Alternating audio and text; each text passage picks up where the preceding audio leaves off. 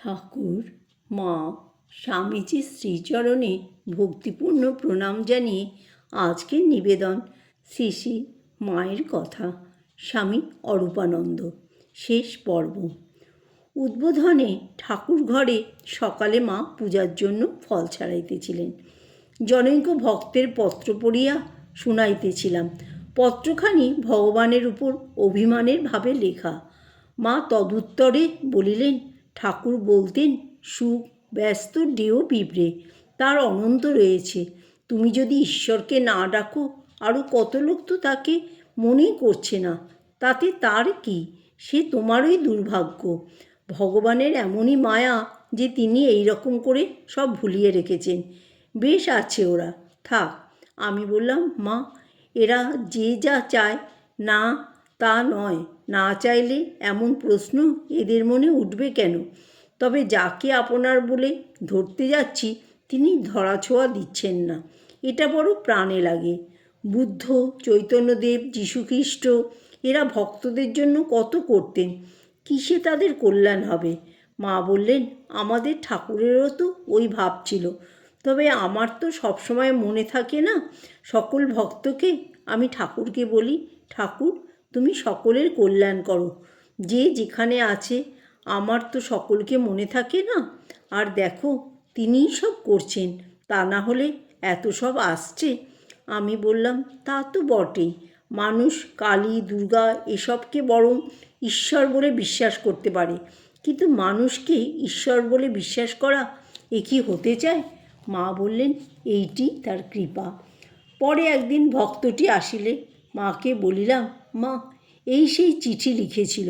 মা বলিলেন, এ তো ভালো ছেলে। ভক্তটিকে বলিয়াছিলেন, এমন যে জল যার স্বভাব নিচের দিকে যাওয়া, তাকেও সূর্যকিরণ আকাশে টেনে তোলে, তেমনি মনের তো স্বভাবই নিচু দিকে ভোগে, তাকেও ভগবানের কৃপা ঊর্ধ্বগামী করে। বেলা প্রায় 10:30 হইবে। একটি গৃহস্থ শিষ্য মাকে প্রণাম করিতে আসিয়াছেন। প্রণাম করিয়া মাকে বলিতেছেন, মা, কেন ঠাকুরের দর্শন হচ্ছে না, ইত্যাদি। মা বলিলেন, ডাকতে থাকো, ক্রমে হবে। কত মুনি ঋষি যুগ যুগান্তর ধরে তপস্যা করে পেলে না, আর তোমাদের ফস করে হবে? এই জন্মে না হয় পরজন্মে হবে, পরজন্মে না হয় তার পরজন্ম হবে। ভগবান লাভ কি এতই সোজা? তবে এবার ঠাকুরের সোজা পথ। তাই ভক্তটি বাহিরে গেলে মা বলিলেন, এই সংসার করে এলুম, এই কুড়িগণ্ডা ছেলের বাপ হয়ে এলুম, বলে কি না ঠাকুরের দেখা কেন পাই না? ঠাকুরের কাছে মেয়ে মানুষগুলো যেত, বলতো, কেন ঈশ্বরে মন হয় না, কেন মন স্থির হয় না, এই সব। ঠাকুর তাদের বলতেন, আরে গা থেকে এখনও আতুর গন্ধ যায়নি, আগে আতুর গন্ধ ছাড়ুক। এখন কী রে, ক্রমে হবে। এই জন্মে এই দেখা হলো, পরজন্মে আবার দেখা টাকা হবে। তখন হবে যখন দেহ থাকে, তখন অনায়াসেই দর্শন মেলে। এই এখানে রয়েছি, এলেই দেখা হয়। এখন ঠাকুরকে চাক্ষুষ দেখা কজনের ভাগ্যে হয়? বিজয় গোসাই ঢাকায় দেখেছিল গা টিপে। ঠাকুর বললেন, আত্মাটা যে বেরিয়ে যায়, এ ভালো নয়।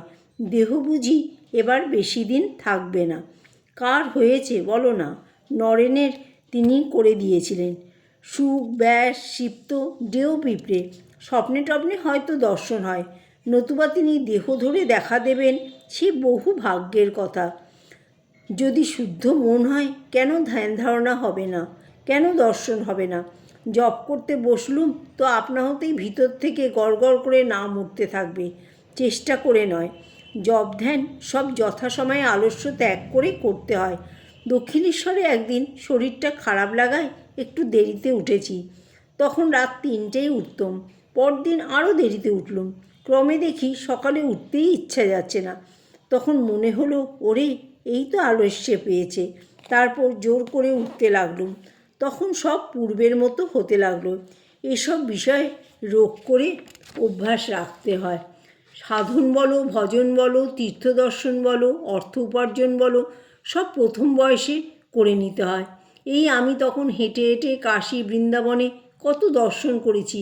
এখন দুহাত যেতে হলে পালকি চাই, ধরে ধরে নিতে হয়। বৃদ্ধ বয়সে কফ শ্লেষ্মায় ভরা, শরীরে সামর্থ্য নেই, মনে বল থাকে না, তখন কি কোনো কাজ হয়? এই যে এখানকার ছোকরারা সব প্রথম বয়সেই ভগবানে মন দিচ্ছে, এ ঠিক দিচ্ছে, ঠিক সময়ে হচ্ছে বাবা। সাধন বলো ভজন বলো সব এখন এই বয়সেই করে নেবে, শেষে কি আর হয়? যা করতে পারো এখন। আমি বললাম, এখন যারা তোমার কৃপা পাচ্ছে তারা তো ভাগ্যবান, এরপর যারা আসবে তাদের কি করে হবে? মা বললেন, সে কি, তা হবে না? ভগবান সর্বত্র সবসময় রয়েছেন, ঠাকুর রয়েছেন, তার কৃপায় হবে, অন্য সব দেশে হচ্ছে না। আমি বললাম, ভালোবাসা পেলে তবে তো প্রাণ ব্যাকুল হয়, তুমি আমাদের ভালোবাসো কই? মা বললেন, তোমাকে আবার ভালোবাসি না? যে আমার জন্য এতটুকু করে তাকে ভালোবাসি, আর তুমি এত করছো। বাড়িতে যখনই যে জিনিসটা ধরি তোমার কথা মনে পড়ে।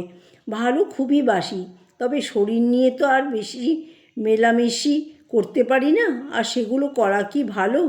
তোমরা যে কয়টি এখানে রয়েছো তাদের প্রায়ই মনে পড়ে, তবে যারা দূরে আছে তাদের জন্য ঠাকুরকে জানাই, ঠাকুর তুমি ওদের দেখো, আমার তো আর মনে থাকে না।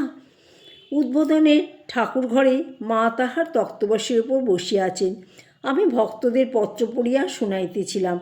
কৃষ্ণলাল মহারাজও ছিলেন, পত্র লিখিয়াছে, মন স্থির হয় না ইত্যাদি। মা এই সকল কথায় বেশ একটু উত্তেজিত হইয়া বলিলেন, রোজ 15-20 হাজার করে জপ করতে পারে তাহলে হয়।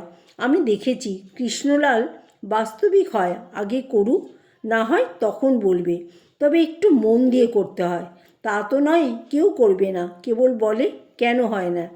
একটি ভক্ত প্রণাম করতে গিয়া ধ্যান জপের সম্বন্ধে জিজ্ঞাসা করিলেন। মা বলিলেন, জপ, সংখ্যা, করগণনা এসব শুধু মন আনবার জন্য।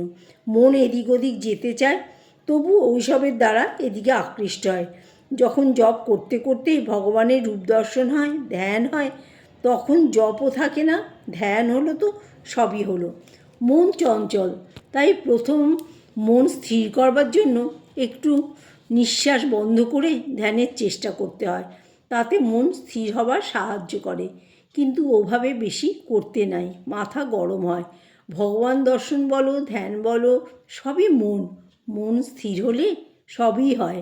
মানুষ তো ভগবানকে ভুলেই আছে, তাই যখন যখন দরকার তিনি নিজে একবার এসে সাধন করে পথ দেখিয়ে দেন। এবার দেখালেন, দেখ, তিনি শতবর্ষ ছেলেপুলে নিয়ে থাকবেন বলেছেন। জয় মা শারদা।